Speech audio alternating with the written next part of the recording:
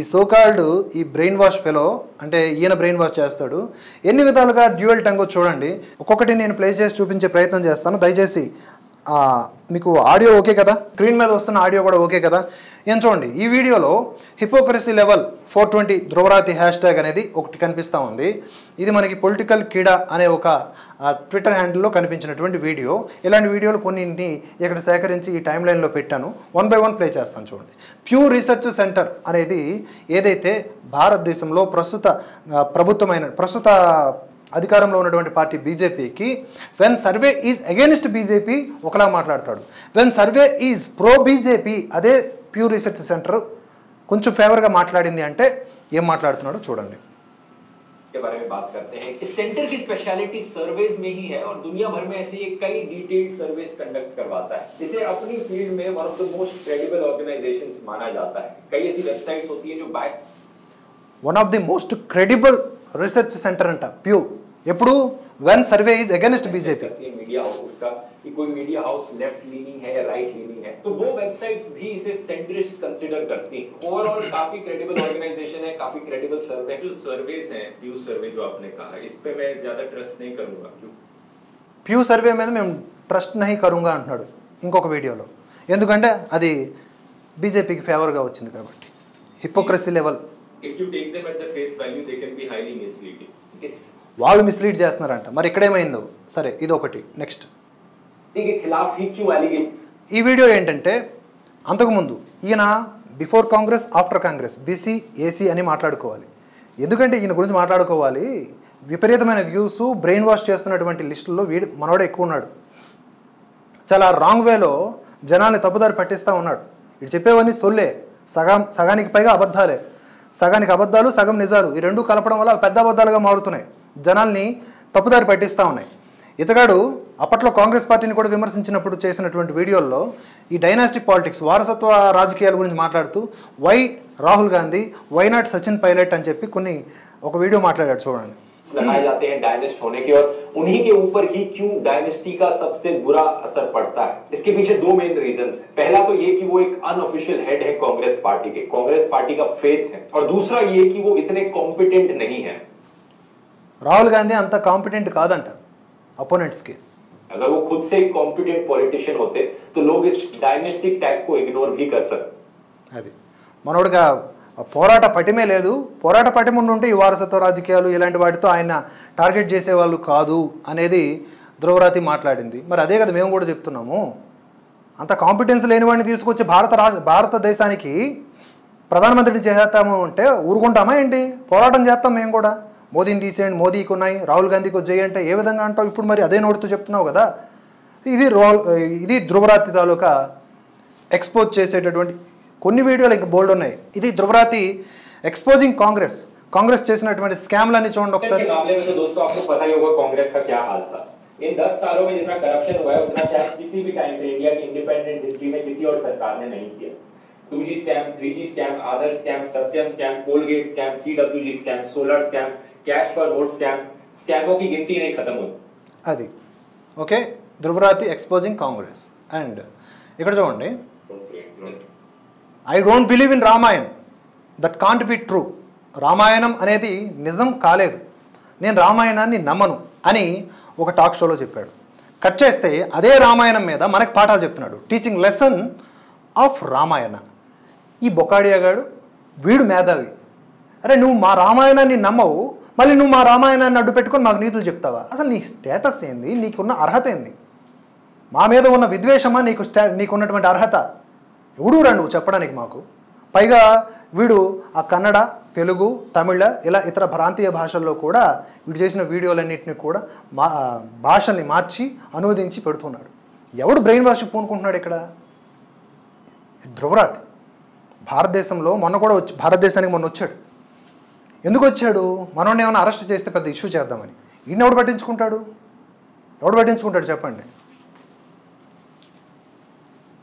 You pray? I guess we don't pray for anything, but I don't pray, especially not to idols. Okay. That makes sense. मूर्ति में पूजा करने में मैं विश्वास नहीं करता हूं అని మాట్లాడుతున్నాడు. విగ్రహారాధన గురించి వ్యతిరేకంగా మాట్లాడుతున్నాడు. మరి విగ్రహారాధన చేయనిది ఎవర్రా ఇక్కడ? ఆధారం లేని ఆరాధన ఎవడు చేస్తున్నాడు ఒకసారి నాకు చూపి. ఈయన్ని నమ్మే వాళ్ళు నాకు చూపియండి. ఈయన చెప్పేది పట్టు నిజమనే వాడు అంటే పాయింట్ టు పాయింట్ ప్రతిదీ ఆధారాలతో సహా. ఏంటి బొంగు ఆధారాలు?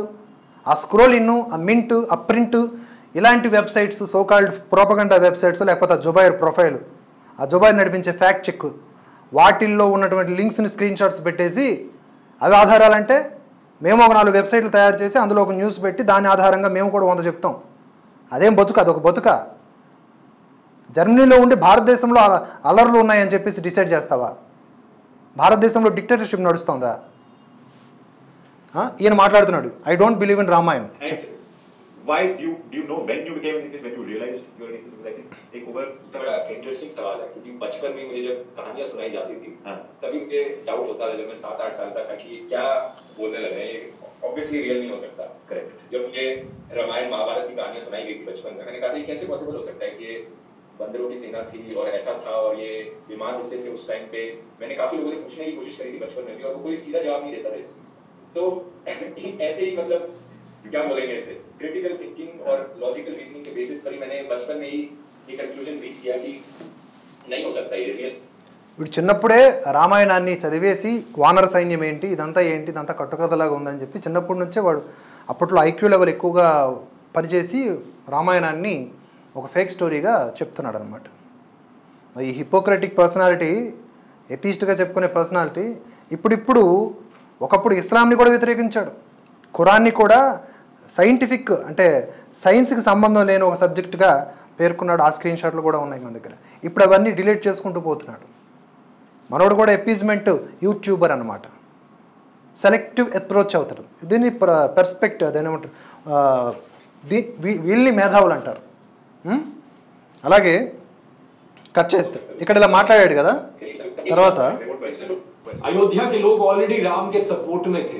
अगर राम चाहते तो वो कह सकते कि ये देखो मेरे साथ अन्याय हो रहा है, मेरा कोई कसूर नहीं है यहाँ पर, लेकिन मुझे यहाँ पर जंगल में भेजा जा रहा है. वो भी चाहते तो राजा बन सकते कैकेयी और भरत को जेल में डालकर, लेकिन उन्होंने ऐसा नहीं किया. यहाँ ये बात बड़ी ध्यान देने वाली है कि अयोध्या के लोग सही मायनों में बिल्कुल सपोर्ट में थे राम के. पिछले चैप्टर 17 में लिखा गया है कि वो राम को राजा बनते देखना चाहते थे और उससे ज्यादा कुछ नहीं चाहते थे. और इसके पीछे कारण क्या है? श्लोक 15 में लिखा है कि राम कितने वर्चुअस थे. सभी लोगों को लेकर उनके दिल में कंपैशन था, लेकिन राम बड़े कामली शांतिपूर्ण तरीके से डिसाइड करते हैं कि वो जंगल में जाएंगे. चैप्टर 19 श्लोक 20 में लिखा ఇలా శ్లోకాల్ని ఉటంకించి మరీ రామాయణం మీద మనకు ప్రవచనాలు చెప్తూ ఉన్నాడు. అదే రామాయణాన్ని నేను నమ్మను, వానరులు ఏంటి ఇదేంటి అని వెక్కిరించినవాడు. ఇది ధ్రువరాత్రికి సంబంధించిన రియల్ ఫేస్. అలాగే ఈ మధ్య అబ్దుల్ అని ఒక వీడియో రిలీజ్ చేశాడు, మేరా అబ్దుల్ అని. Rohit can't marry 15-year Hindu Neha, that's paedophilia, but Abdul can marry 15-year Hindu Neha, that's legal love.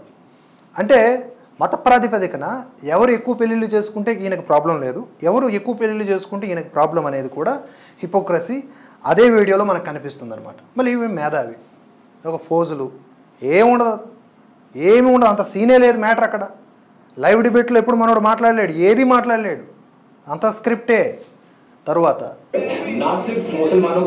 Love jihad is a myth అంట. లవ్ జిహాద్ని మిత్ ఎలా అంటావు? ఎన్ని వందల వేల కేసులు ఈ దేశంలో ఎప్పటి నుంచి జరుగుతూ ఉన్నాయి, కంటికి కనబడవా? ఎంతమంది తల్లిదండ్రులు రోధిస్తూ ఉన్నారు, ఎంతమంది కత్తిపోట్లకు బలవుతూ ఉన్నారు. రీసెంట్గా స్నేహ అనే అమ్మాయిని కర్ణాటకలో కాంగ్రెస్ నేత కూతురు ప్రేమించలేదని చెప్పేసి కత్తితో పొడిచి చంపేశాడు. అది లవ్ జిహాద్ కాదా? ఇలాంటి బుర్ర తక్కువ వాళ్ళందరూ కూడా బ్రెయిన్ వాష్ చేసి మళ్ళీ మనకు పాఠాలు నేర్పుతున్నారు. చూడండి ఏమంటున్నాడు. काम करने की कोशिश है, बल्कि औरतों के भी खिलाफ जाता है. मैं वहाँ पे उससे मिली थी तो उसने अपना नाम यश बताया था और अब जाके 4 महीने बाद पता चला कि वो तनवीर अख्तर है. ఒక బాధితురాలు చెప్తోంది అక్కడ. మనోడు చెప్పాడు కదా మిత్ అని లవ్ జిహాద్. ఒక బాధితురాలు చూడండి ఏం చెప్తోందంటే, నా పరిచయం అయినప్పుడు వాడి పేరు యష్ అని చెప్పాడు, 4 నెలల తర్వాత వాడి పేరు తన్వీర్ అని చెప్పిండు, తన్వీర్ అఖ్తర్ అని ఏదో చెప్పిండు అని చెప్తున్నారు. దీన్నే లవ్ జిహాద్ అంటారు. 420 గడికి అది తెలిసినా చెప్పడు. और उस बीच में होली पड़ती थी और होली के टाइम पे उसने मेरी कुछ फोटोज निकाल ली थी जिसको दिखाकर वो मुझे ब्लैकमेल करता था वहाँ पे. और वो मुझे मैं वहाँ पे ना पुलिस के पास जा सकती थी ना कुछ और कर सकती थी. वो उसकी जगह थी। वो कहता है कि वो पुलिस को पैसे खिला देगा, वो ये सब चीज़ें कर देगा, तो उसको कोई कुछ नहीं कर पाएगा। रांची है वो उसका होम टाउन है, वहाँ के लोग उसके हैं, वो लोग उसके लिए बोलेंगे या मेरे लिए बोलेंगे।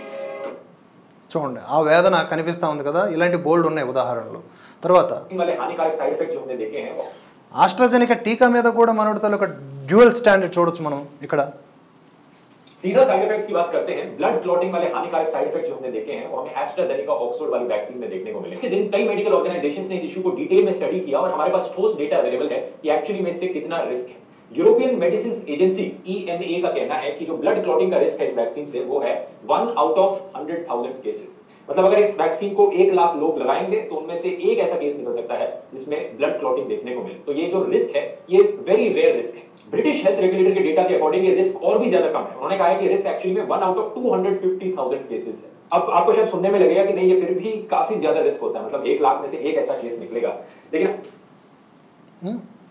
బిఫోర్ కాంగ్రెస్ మనోడు కోవిషీల్డ్ మీద ఉన్నటువంటి ఒపీనియన్ ఇప్పుడు మారిపోద్ది అనమాట. ఇప్పుడు మారిపోతుంది ఎందుకంటే ప్రజెంట్ గవర్నమెంట్కి బ్యాడ్ నేమ్ రావాలి అంటే ఇప్పుడు ఆ ఒపీనియన్స్ మారిపోతాయి. ముందు మాట్లాడిందంటే ఏంటి అనేది సోషల్ మీడియా దయ వల్ల తెలుస్తోంది.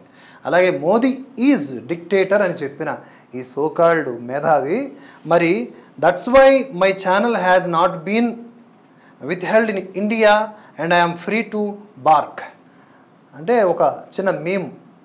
నిజంగా మోదీ డిక్టేటర్ అయితే ఇంత ప్రభావవంతమైనటువంటి యూట్యూబరే కదా, అబద్ధాలు చెప్పినప్పటికీ కూడా లక్షలాది మంది కోట్లాది మంది వ్యూవర్స్ ఉండేటటువంటి యూట్యూబరే కదా, మరి ఆ యూట్యూబ్ను బ్లాక్ చేసేయచ్చు కదా.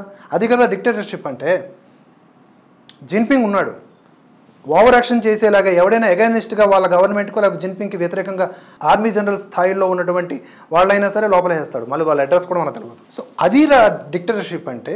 వీళ్ళు డిక్టేటర్షిప్ అని పెద్ద వీడియో ఒకటి చేశాడు. ఎవడరా డిక్టేటర్షిప్? ఇలా మనం మాట్లాడుకుంటూ పోతే ఈ ధృవరాతి అనే ఒక బుర్ర తక్కువ మనిషిని ఫాలో అవుతున్న వాళ్ళందరూ కూడా నిజంగా గొర్రెలు. ఫాలో అవ్వండి. కుర్కురే చిప్స్ ఇలాంటివి తినుకుంటా వీడియోలు చూసుకోండి. ఆ సొల్లు అరగంట సేపు సొల్లు దోస్తో అని చెప్పేది అంతా సొల్లు అనమాట. ఆ సొల్లుని మీరు వింటారంటే వినండి. ఆ సొల్లు నేను ఇంకా కరెక్ట్గా చెప్పాలంటే నేను కరెక్ట్గా నాకంటే బాగా చెప్పినటువంటి ఒక వ్యక్తి. दोस्तों पहले मुझे लगता था कि कांग्रेस के नेता सबसे बड़े स्कैम है जिन्होंने 150 या 1000 करोड़ में नहीं बल्कि लाखों करोड़ में अलग अलग क्षेत्रों में घोटाले किए हैं। फिर मुझे ये वीडियो मिला। मैंने कहा था दोस्तों इलेक्टोरल बॉन्ड स्कैम देश के इतिहास का सबसे बड़ा स्कैम है। इससे पता चलता है शिक्षा की इंपॉर्टेंस। ఎలక్టోరల్ బాండ్స్ స్కామ్ పెద్ద స్కామ్ అంట. ఒక్క కోల్ స్కామ్ లా జరిగింది. सबसे बड़ा स्कैम है जिसे लगता है कि इलेक्टोरल बॉन्ड जो कि हर पार्टी ने लिया, 2019 से ही कांग्रेस ने इसका विरोध किया, फिर भी 1422 करोड़ के बॉन्ड भुना लिए, वही भारत का इसके लिए सबसे बड़ा स्कैम है। 2G कोयला scam, Agusta Westland, Tata truck घोटाला, कॉमनवेल्थ स्कैम, आदर्श घोटाला, cash for vote, JNK cricket association, Aircel Maxis, अंतरिक्ष विभाग, पिलेटस ट्रेनर एयरक्राफ्ट घोटाला आदि तो लाखों करोड़ में। वो स्कैम नहीं है। ये बेचारा कब से हरा पर्दा लगाकर टाइट टी-शर्ट पहन के बताना चाह रहा है कि इलेक्टोरल बॉन्ड जो कि पूरा 12,769 करोड़ का है वो सबसे बड़ा घोटाला है, जबकि केवल कोयला घोटाला 1,86,000 करोड़ का। ఎలక్టోరల్ బాండ్స్ స్కామ్ 12,500 సంబంధించిన స్కామ్. ఇవి ఈయన లెక్కల్లో చెప్పుకుంటే ఈ ధృవరాతి పాయింట్ ఆఫ్ వ్యూలో చెప్పుకుంటే అది ఒక స్కామ్ అనుకుంటే అది 12,500 కోట్ల రూపాయల స్కాము. మరి కోల్ స్కామ్ ఏదైతే ఉందో కాంగ్రెస్ హయాంలో జరిగింది అది ఒకటే లక్ష కోట్ల రూపాయల స్కామ్. ఇక 2G స్కామ్ అయితే ఎన్ని లక్షల కోట్లు, 3G స్కామ్ ఎన్ని లక్షల కోట్లు. और 2G स्पेक्ट्रम घोटाला 1,76,000 करोड़ का। फिर याद आता है कि ये वही सेक्सी हसीना है जिसने कोविड के केरल मॉडल पे किताब लिख दी थी और सबसे अधिक केस वहीं से आ रहे थे, जिसमें लव जिहाद पर केवल 3 के అదే ఏం చెప్తున్నారంటే కేరళలో అప్పట్లో అక్కడ అనుసరిస్తున్న విధానం వల్ల కరోనా టైంలో అద్భుతం, అసలు మొత్తం యావత్ దేశానికి ఆదర్శం అని చెప్పేసి కేరళ రాష్ట్రాన్ని అక్కడ ఉన్నటువంటి పాలనని పొగిడిండు. కట్ చేస్తే కేరళనే అత్యధికమైనటువంటి కేసులు కలిగిన రాష్ట్రంగా మారింది.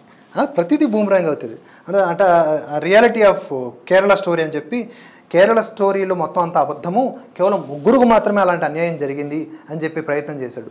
డైల్యూట్ చేశాడు, అంటే సీరియస్నెస్ని డైల్యూట్ చేసే ప్రయత్నం చేశాడు. को सही माना, जबकि कोर्ट एवं मीडिया रिपोर्ट्स कुछ और कहते हैं। राफेल पे इसने 8 मिनट में 7 झूठ बोले और डिक्टेटर वाली वीडियो का तो क्या ही कहना, द झूठ धनाधन। इसकी प्रपंच का सबसे निकटतम मूर्ख समकक्ष राहुल गांधी। यदि आप राठी के वीडियो देखकर सोचते हैं कि आप फैक्ट देख रहे हैं तो देखते रहिए। हमें मस्तिष्क गिरवी रखकर कुरकुरे खाने वालों को बचाने में कोई दिलचस्पी नहीं है। धन्यवाद। That's it. చూసుకోండి ఆ తొక్కలో ఆ ధ్రువరాతికి సంబంధించిన వీడియోలు చూసి ఆనందాన్ని పొందండి. కానీ అందులో వాస్తవాలు లేవు అని మేము చెప్తున్నాం. ఆయన వాయిస్ కూడా అదే, మా వాయిస్ కూడా అదే.